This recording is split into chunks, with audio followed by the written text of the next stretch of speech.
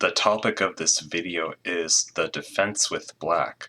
Some of the lessons to learn include slowing down white's counterattack, more specifically, the art of trading or capturing wisely in regards to slowing the attack. Also, you could say finding the correct defensive plan. And finally, I would like to highlight some points about why I think computer analysis is worthless for Horde, and I guess you could say computer stupidity. Alright, so let's have a look. I lost this game to Paramedic. He's a pretty strong player based in India. He got to 2230, I think. We've played maybe 30 to 40 training games together. This is the only one I lost to him, I think. Probably. So he opens with e5, so he's playing an aggressive opening, and then he takes on d6, which is not conventional. So I take back with the pawn, and now really he should take again. I think it's the only move for white. The point is that after I take, he can play a5. If he doesn't play a5 here, then I would win by force, I guess, after a5 myself, and again putting the knight on a4, so that I get a rook on the 4th rank and the queen from behind. So in this position, it is possible for white to take twice. It's playable, but it's only playable if you're going to play a5 here. And you might ask yourself, why do you take twice before playing a5? Why not play a5 straight away, right? Well, the point of taking twice is to get rid of black's c-pawn. The reason why you want to get rid of black's c-pawn is so that when you play a5, black cannot play c6. See, now with only a pawn on the a and b file, white can close either way black goes. So if black goes a6, then white will close it with b6. If black goes b6, then white will close it with a6. So that's a very useful, I guess you could say, concrete concept to know. When you want to play a5 or h5 with the intent of stopping black from putting the pawn there himself, sometimes it's useful to get rid of the c or f pawn so that it's easier to close that side of the board. Otherwise, so if he only takes once and plays a5, then yeah, I guess you could say that c6 is creating problems in the sense that it's harder to keep the queen side closed. So he takes once, it is playable, but then he doesn't take it a second time. So already I'm winning. I guess I should be able to force a win here. I just play knight d7, and yeah, he plays c5 to stop knight b6, but it doesn't stop the breakthrough because I have this very thematic pattern where I start by taking on b4 so as to guarantee an opening of the a file, and then afterwards I take 3 times on c5, keeping my knight. So if he takes here, then I take with the knight and I break through with the rook on the 4th rank. So that's why after bishop takes, he plays a5. He doesn't want to recapture, but I have bishop b6, and I'm pretty much forcing the breakthrough. I will take on a5, put a knight on b6 sometimes. I did mention that one of the lessons to learn from this game is computer stupidity, or why I think computer analysis is worthless. And one of the things I wanted to show is that the computer really likes this move, bishop d4. It says this position's negative 3.3 for black. You will see. I will show it after this game. I have a tab for it here. I'll flip the board. But I will show it after going over the game in my own interpretation. It's ridiculous what the computer thinks. So bishop b6, take, c4. All I have to do is just, well, if he doesn't play a4, then I just play rook a7 and queen a8. And anytime he plays c5, I will just put my knight on a4. But he plays a4, making my job easier. f6, so I have to take to temporarily defend the threat of taking on g7. So rook takes a3, and I'm winning. All I have to do is just defend properly. This is a critical moment. White is threatening to play g7, therefore I cannot play queen takes d1. So what should I do? Well, I take twice, and then I take on f6. Taking on f6 is maybe not compulsory, but my idea is to castle. The drawback behind this defensive plan is that with the h-file 100% liberated, he can add to his attack and pose really dangerous threats like a pawn on h7, king h8, and g7 fork. I'm going to backtrack just a little bit, just to... Okay, yeah, I think my play is fine here. Okay, yeah, I think maybe it was better to not take on g6, but rather leave my pawn on f7, and then after the recapture, I just castle.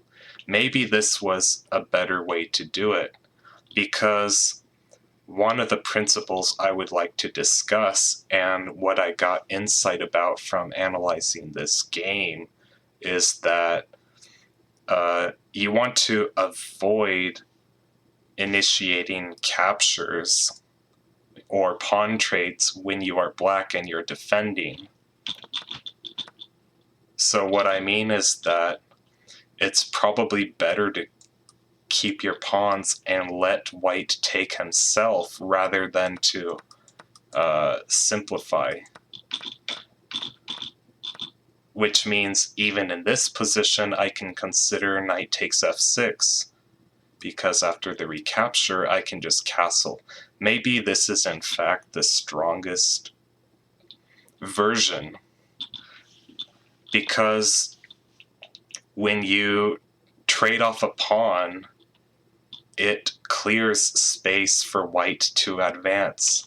For example, when I trade my h7 pawn and he takes back, it clears the h7 square for his own pawn, whereas with the pawn on h7 myself, it would be restricted to h6 at the most. After I take on f6, I give him free space to advance his f pawn to f7, and he can move all these pawns to follow from behind.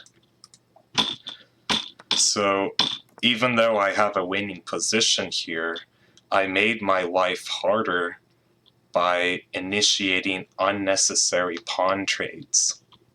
I was slightly worried about the idea of him maybe playing g7 or something, which completely stops my ability to castle, after which he would go e takes f6.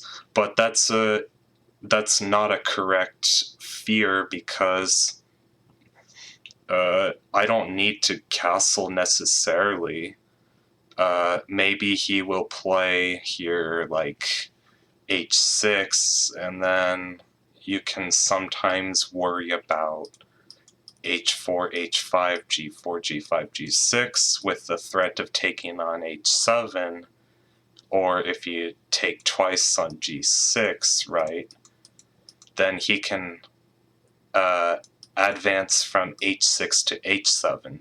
So indeed, I do have something to worry about, maybe, but it would take him a long time. So queen takes d1, let's say g4, queen takes e1, g5. Note that it's hard for him to advance the e pawn because of the f5 pawn being attacked by the bishop. That's another benefit to refraining from making the trades, because if you initiate trades, then it allows white to remove some of his problems, like the threat on f5, because he would just trade it off. So after g5 here, I would probably just simply play queen takes f1. g6 is no fear. In this case, I can even play h6 if I want. There's nothing wrong with that. And note that my f7 pawn, like I have been reiterating, prevents white's f pawns from advancing to f7. If this f pawn were gone and taken off the board, then he would win after f7 check fork. So yeah, you should always keep pawns to shelter yourself for the defense. And this is obviously easily winning position for black. I mean, no doubt about it. Okay, this is nothing, right? I clear the h file. I'm going to take on g6. I'm killing white in this position. So yeah, I guess that in this hypothetical scenario, that black should win the race war between capturing all these pawns and getting behind and capturing the attack, or creating a threat of promotion. All right. So take, castle, e5, queen takes, h4. Yeah, I feared h5, of course, but maybe it takes a lot of time. Maybe he should play f5, I don't know.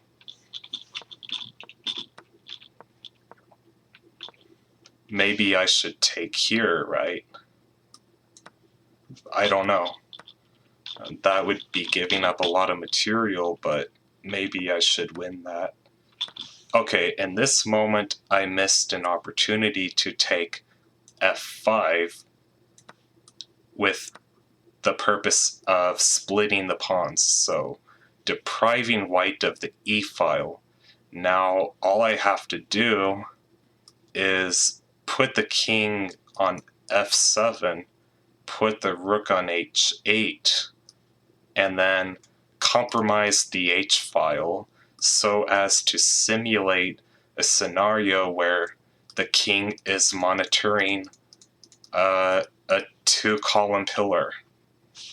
Because in endgames, a king is all you need to defend a two-column pillar, although you do need an extra piece to make waiting moves with, so that we don't get into stalemate.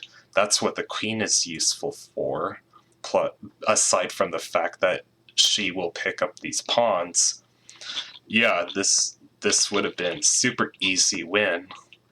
But my mindset was more materialistic, and also I thought in terms of splitting the d file, right?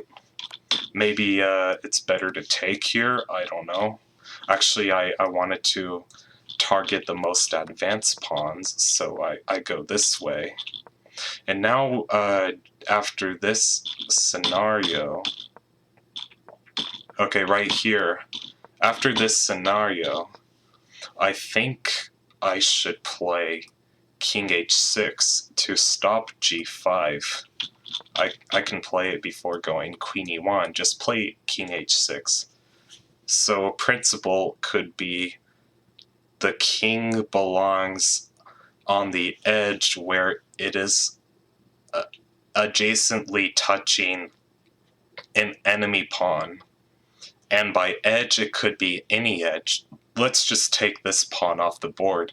Now the king would belong either on h6 or e7, because those are the two edges where it belongs. It belongs on the edge and not in the center, because on the edge it cannot be checkmated unless white promotes a pawn. So I have some problems here. Okay, g5. Yeah, I'm making my life really hard. h6. Now it's really hard to find a defense here, because the threat is basically, I guess, f7, right? f7 is the threat. So I decided to go queen takes e4. My idea was that after f7, I would just simply take this pawn and then successfully defend. But the problem is that he has this resource, g7, and now the point is that I cannot play king g8, so king h7, and then f7 happens, and there's no defense. Okay, there's no way to trap this queen. It's not even a draw, because I'm actually in Zugzwang. I have to move the queen or something, but if I go queen h5, then this would be a checkmate. And so I basically resigned here. However, I had a defense like queen h5 here, actually. It's a very computery defense, going back to the whole thing about computer stupidity. I checked this game with the computer and it found queen h5, so in this position I am -13 better after queen h5. However, after any other move, I am losing. Okay, white queen h5. I understand it. It stops f7. So it does the same job as queen takes e4. However, it does a second job of controlling f7. So after g7 check, king g8, f7, okay, I have to take, but then we get this position and I'm winning. However, the tricky part is white does not need to play f7. He can instead play some waiting move like e5, and I'm quite stuck here because it's crazy. When I plugged this into the computer, there were tons of circumstantial variations. Like sometimes after, okay, so rook e7 is like the best defense here.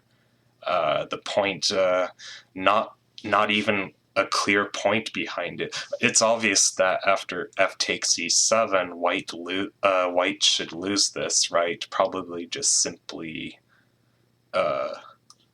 queen e8 or something. But if white ignores it, it's not so easy to play. you have to like play queen e8 or something. But I don't understand it myself because we don't even want to take on e6. So what I'm trying to make a point about is that the computer finds a defense, right? It finds queen h5, and then after g7 and e5, it finds rook e7. However, I think it is better to find a defense on your own so that the defense has human applications, or it's more universally applicable, because uh, the lines given by the computer are very weird and circumstantial depending on the responses. And I don't think that browsing the computer lines against everything will help much. It's if you do it right, it will help, but it's really hard to do right because it's really hard to understand whether you understand. You might think you understand what the computer's point is when you actually don't. Alright, so that's it for this game. Basically, oh yeah, another move I missed. I need to go back. Just an important move here somewhere. Okay, after this g4, he undefends f3, so actually I can just take with a rook here, and I should win, because I get rid of an important e6 pawn, and he cannot recapture because of queen takes f3, and it's over. So, yeah, I missed many simple opportunities to sustain my defense. Alright, now I'm going to open this new tab where the computer explains itself, kind of. So e5, okay, this is the game. Okay, why bishop e7? That makes no sense. Knight d7 is just forcing a win.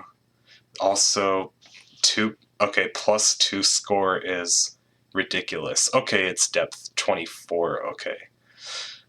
Plus 1.8, that's ridiculous. Black is like winning in 80 moves by force. It's weird how stupid its evaluation is. Okay, database. 77% win rate for black. Okay, roughly 80% win rate for black. Come on. Okay. So yeah, okay, now -3 after bishop d4, what the hell, right? And if we continue the line, so it's really far-fetched. It makes no sense. I'm just going to play out the computer against itself.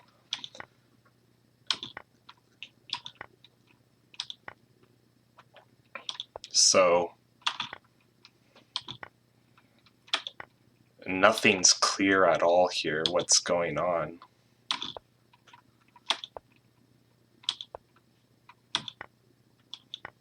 Okay, I guess eventually I can kind of break through, but it takes a long time.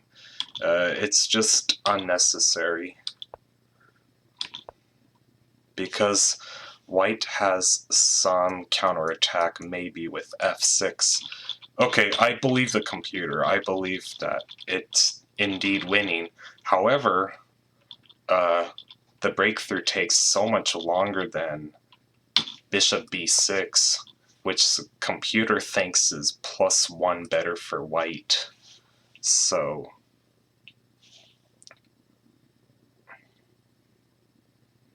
okay, now it says 0, depth 27, plus 0.2. It makes absolutely no sense. Let's just follow the line. So take c3, bishop d7. Okay, c3 and then c4, what the hell? Makes no sense. Why not c4 right away, right? Okay. And then h4, fine. rook a7. Yeah, now it says negative 1.7, and then queen a8. Now it's negative 4. So see, my idea of bishop b6 is, okay, 15 times more straightforward than bishop d4. It's also stronger, and computer agrees with me after playing a few moves in. Alright, so yeah, this bishop b4 is just nonsense. Like, I have to find rook takes a5. Like, if I don't find that move, then maybe I'm worse, right? Okay. Okay, well, it still likes black because I can still take it, but let's just say that I legally can't. Then I'm basically worse. That's just really concrete. Okay. Nothing critical for throughout the game. Okay, yeah, here, it wants me to take. Why not knight takes f6 though, right? And then I can castle. It's so much simpler. So I don't agree with h takes g6, of course. Okay, castle. Yeah, castle is probably the simplest.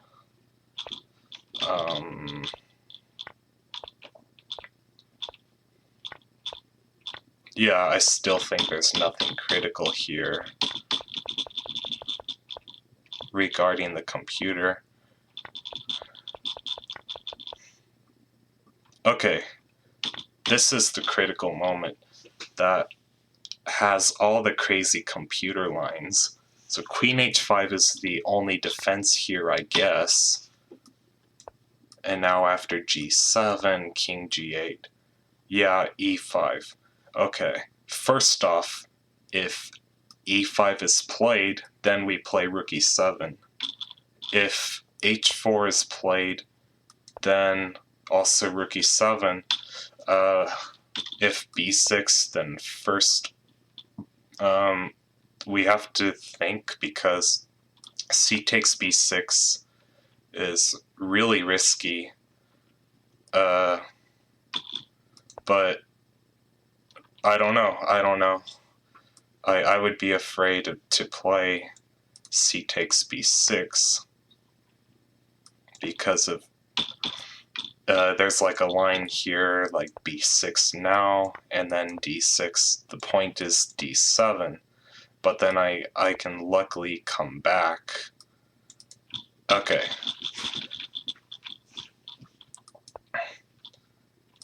h4, rook e7, b6. Okay, maybe this is all good. Okay, now I wanted to show something here.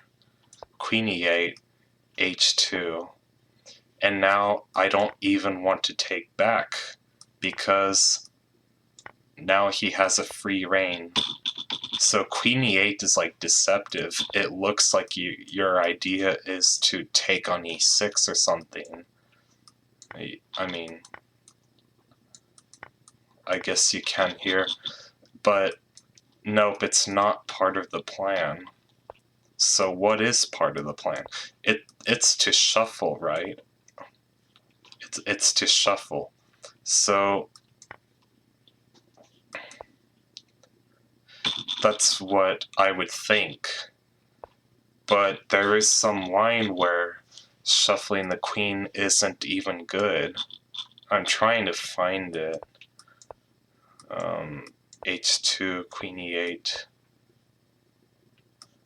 queen h5. Maybe it's after b6 is inserted. Take queen h5 and queen e8. Alright, maybe I'm wrong. Maybe this is the correct defense. Again, the correct universal defense. Pretty crazy to find all that, actually. Yeah, I think what happened is during my analysis, I did not see everything, and now that I had made this video, I managed to see this defense. Nice shuffling idea. Alright, so maybe the computer actually was helpful in this case. Yeah, because I think it's nice to find the correct defense sometimes.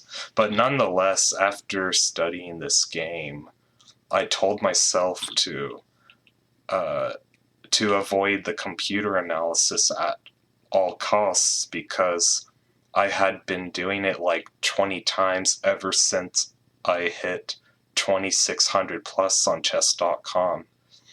And I would say that it did not really affect my strength or improvement all that much. However, after seeing that defense that the computer highlighted and seemingly understanding it correctly, maybe I did get something out of it after all. But definitely don't listen to +2 in this position or bishop e7. What the hell is bishop e7, right? Knight d7 is the way. And definitely bishop b4, bishop d4 makes no sense. Alright, thank you. That's all I have for this video, and take care. I hope this was useful.